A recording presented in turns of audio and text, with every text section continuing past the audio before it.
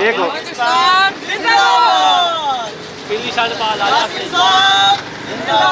से हम अपनी बीमारियों को कंट्रोल कर सकते हैं, जैसे डायबिटीज़ है, हाइपरटेंशन है, रेगुलर अपनी रूटीन का हिस्सा बनाना चाहिए इसको।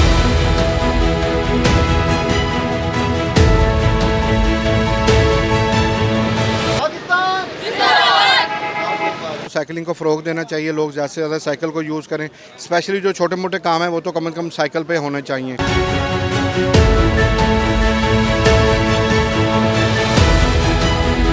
लोग साइकिलिंग की तरफ आएँ, इसको प्रमोट करना है, हेल्दी एक्टिविटी है और आज़ादी की तकरीबात में इसको भी हमने शामिल किया इस दफ़ा।